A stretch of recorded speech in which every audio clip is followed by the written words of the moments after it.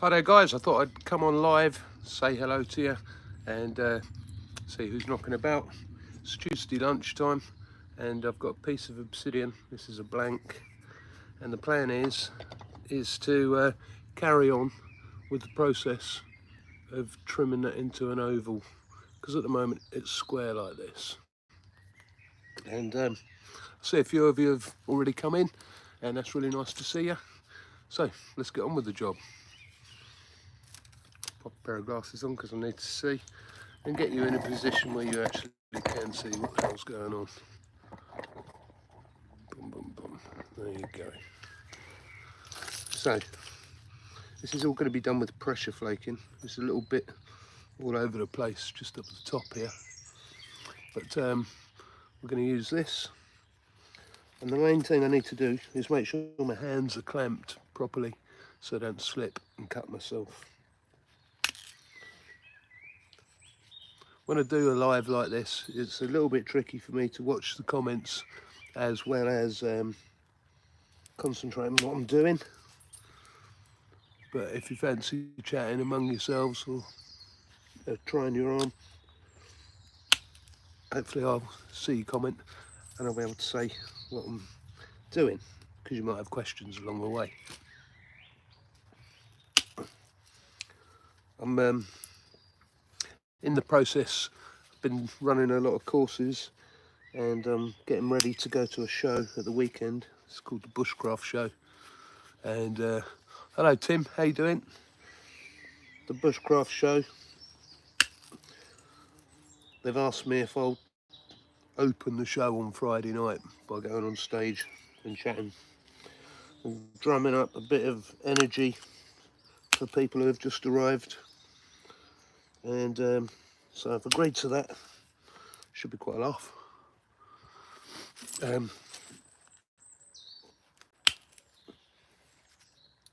don't know if you can hear it, but the old cuckoo's cuckooing away in the background. He turned up on the 1st of May from whatever country he goes off to.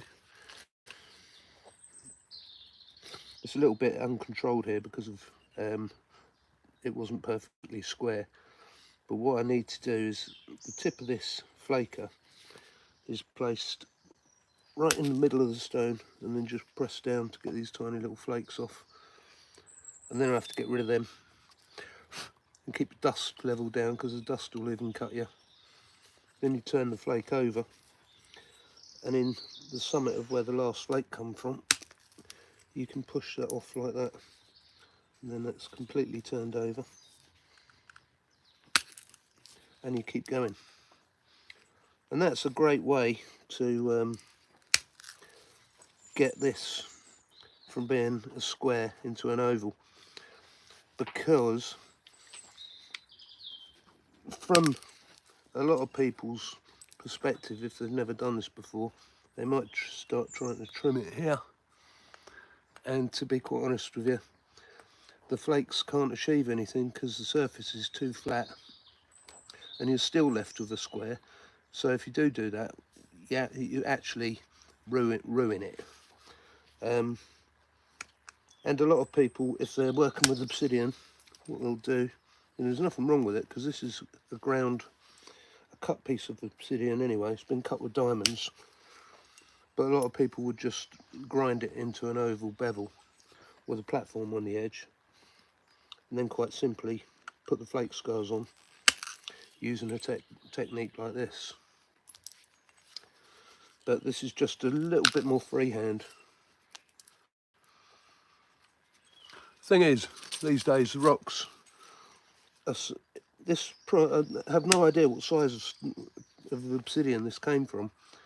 It could have been something as big as a car, because that's how big obsidian can be. It can be absolutely ginormous.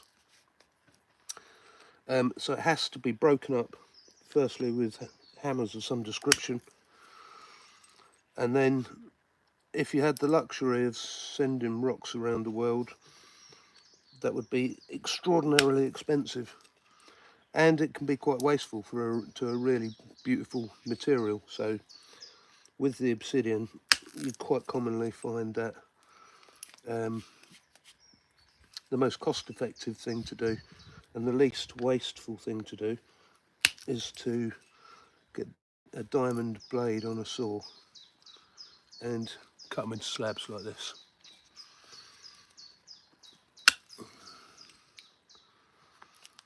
And it is interesting because it will depend on where the obsidian has come from as to what colours it has in it. And sometimes it's literally, you're releasing colour while you're working. And I used to describe it as unpacking rainbows, because it can be quite glorious when you get somewhere nearby.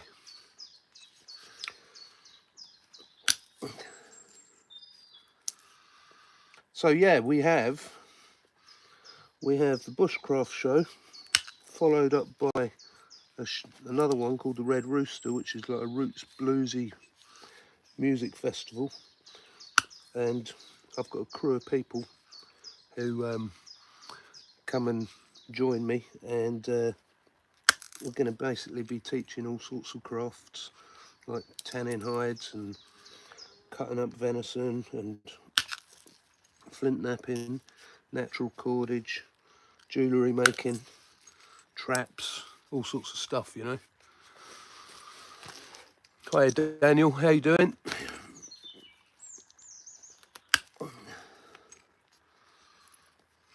So we're getting down here. This is the first run. I'm never sure that it's that entertaining to watch because it's quite repetitive in some respects. But I think in this world, what we have learnt is watching somebody craft is kind of relaxing and cool. Incidentally, I don't know what country you're from, but I've just recently had a couple of comedian celebrities here, and what they were doing, they're putting on a show, and they were coming from the preppers' point of view. You know, the people who are concerned that everything's going south in the world, and they're going to have to learn how to survive, otherwise they're going to die.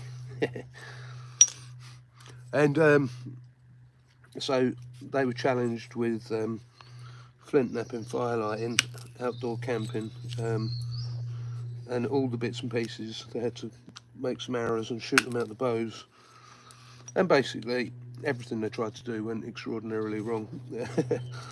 And they went away with an understanding they've got some work to do on themselves. Hello Kojak, how are you, mate? Thanks for your comment.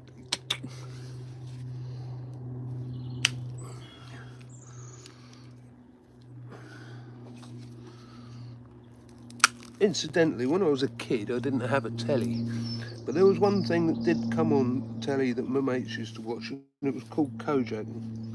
He was a policeman with a bald head and he used to suck a lollipop. I don't know if you're any relation to him. Are you, Kojak? Right, so what we've done here, right, is we've done the first pass. So that's kind of in the middle like that, look. Yeah, that's it, mate. Who loves you, baby? And now what I'm going to do is I'm going to do something called a braiding. And this is a controlled way of braiding. You see, look, you have to really watch out with this stuff. It'll go in. But I've got quite thick skin on my hands from all this work. Even these tiny little bits, you've got to get rid of them. So what I'm doing now is I'm doing a very controlled braid, like this. I quite often just perch it over my knee. And then I don't hit the flint. What I do is I just roll this in gently and curve it through it. And what that does, it establishes quite a nice, well-controlled platform.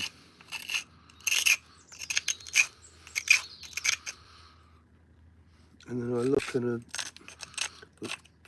I observe what the platform looks like, because there's certain places it comes down too far. And this platform needs to be as tidy as possible. That doesn't look too bad.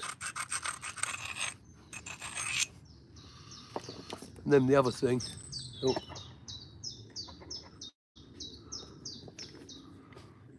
James, hello James. Oh, cheers. Well, hopefully that will project you forward a little bit, mate.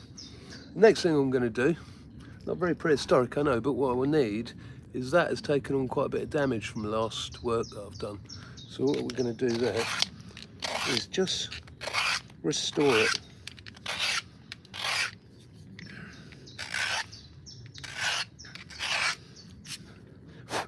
Because, oh, bless your heart, Kojak, thank you very much. That was very kind of you. So what we're going to do here, right, is this is like, if you like, hello Mr. JSV 650. This thing has got to be like a ball bearing, right? So the contact factors has got to be absolutely immaculate. And if you think about it, right, a ball bearing going onto a steel plate, where it touches, is the contact factor is less than a millimetre. So what you're getting is you're getting some really good detail. And now if you look at how these two things are coming together, I've got to bend that hand back a bit and just get hold of the very edge. And what I want to make sure of is each time I put this on there, that I put it on exactly the same distance into the obsidian. And hopefully that platform there hasn't worked, so it's got a bit crushy there. You might get a bit of that. Right, that now it's starting to run again.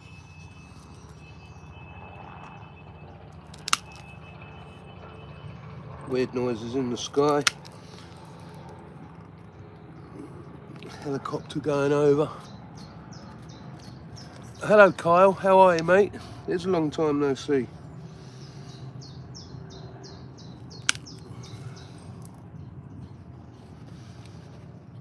And slowly what we do is we make our way along. Now the thing is with the obsidian, these flakes are going right out just past the centre. But with obsidian it's quite easy to push so hard that you go right across and you actually snatch some of the opposite side off. I try not to do that, and the way I do it, well, the way I'm actually operating, which you can't see, is when I push, I try to extend myself in such a fashion that I'm actually the flake itself and kind of believe its journey across the stone.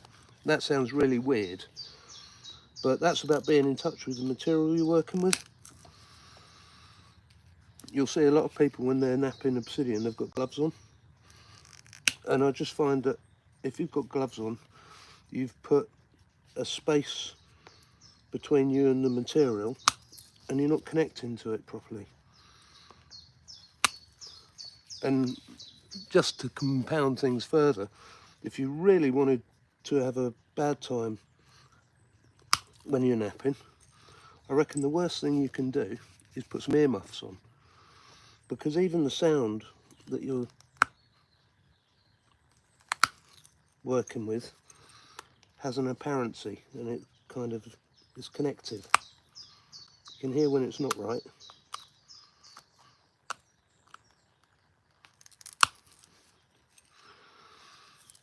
So the first run might not be the most perfect run because it's got a few inconsistencies to bump into on its way. But the truth of the matter is, we could be going up and down these sides 4 or 5 times to get the absolute outcome that we want to end up with.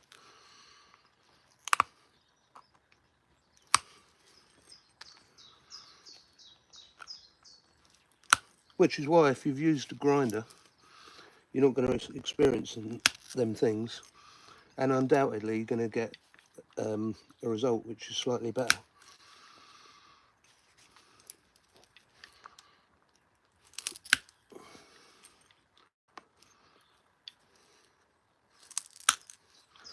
And there we are.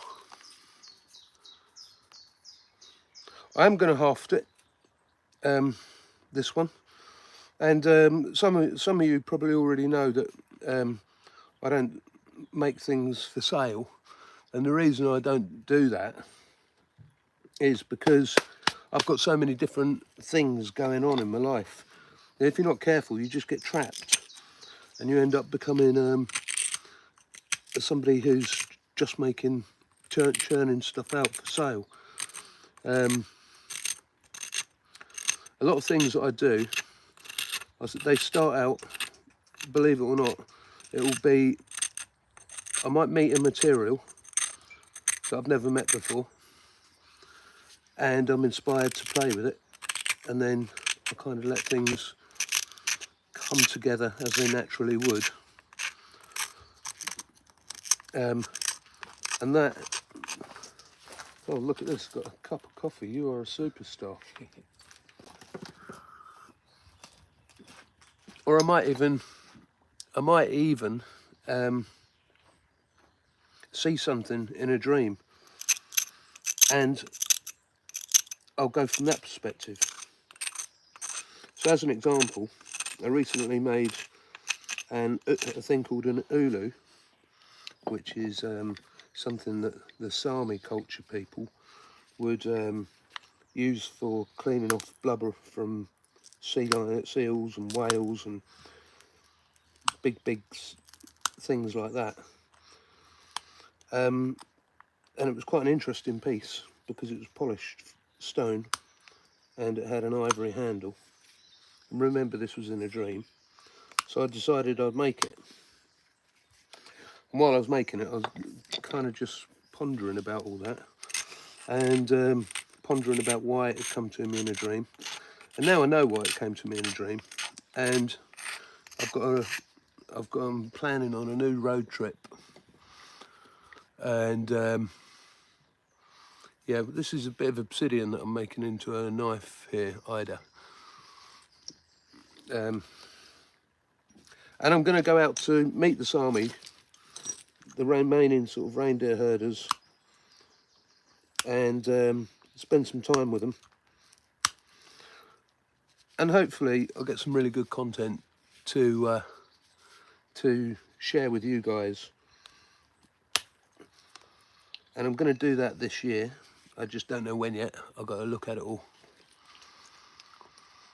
Hello, Studi. I live in the United Kingdom, in a little county called Suffolk.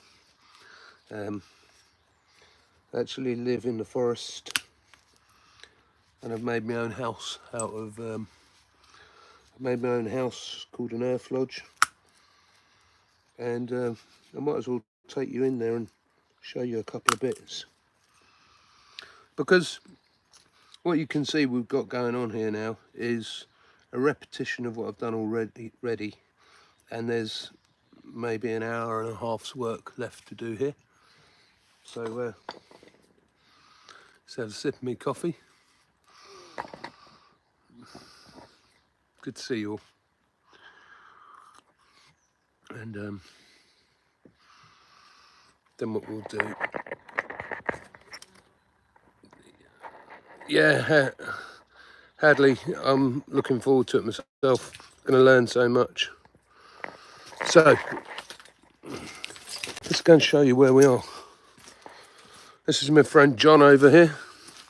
He's a good old boy. He's been helping me get ready for the bushcraft show, isn't he, John? Uh-huh.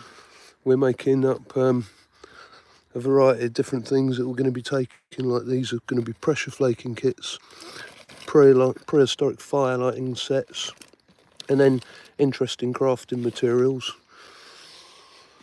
But this is the Earth Lodge.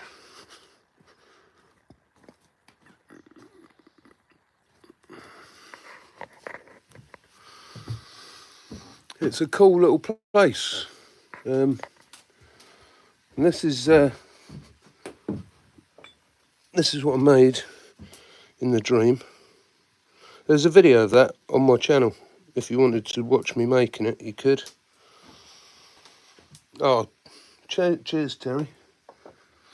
Basically, most of the things in here, as you can see, there's some funky stuff. You know, little weird things that I sometimes make out of flint. Bones and harpoons. Then you're getting into some red ochre. And some swords and bronze bits. I'm running a raffle at the moment, and it's live. And £1 a ticket. And if you look at my last short, you'll find more details about that if you wanted to join. Then ancient tools, look, tools from the ancient times. But one of the interesting things I've just done, which is one of the things that's been keeping me busy, I need to move this. This is my sort of survival bag. Yep. Bow staves going down there on the floor. I've got to get this off so I can show you what the other thing is. So this is a buckskin bag, and I spent 2 weeks making the buckskin to make the bag. And that's going on a journey as well. But you'll have to wait for the information on that because it's a little bit secret, but it will come out. Over here, this is quite funny here. There's me little YouTube badge, look. But there's prehistoric me in miniature. He's got all the gear. He got the whole lot.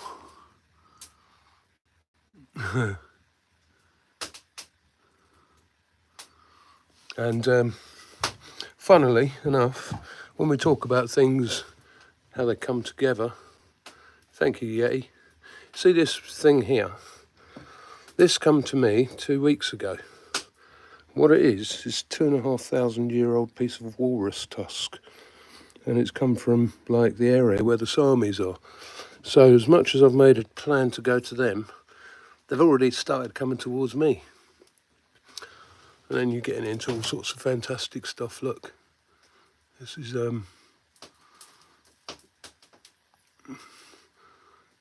nice one, Yeti from the Ozarks. Mammoth teeth, skin, front jaw, bit of tusk, fossilised wood, fossilised tooth, straight tusked elephant, mammoth ivory. And then there's a woolly rhino tooth. There's what's his name? It's Heidelbergensis with Panthropus boise. And then you've got archaic Homo sapien. And then if you look down here, what you've got is you've got Venus Willendorf.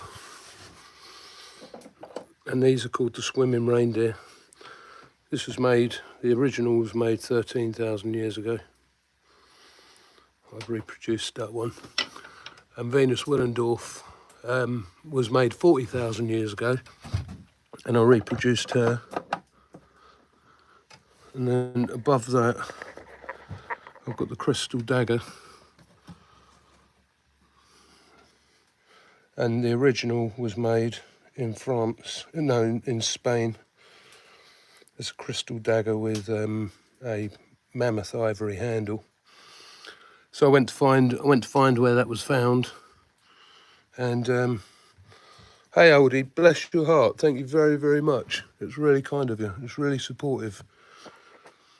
Then you got Lucy. Look, Lucy was she's Australopithecus afarensis. You got Heidelbergensis. It just goes on. Oh, low battery. Low battery, hey? So, what does that mean? I suppose it's time for me to get on with my day, but there's the Earth Lodge drum. I'll just give you a quick sound of...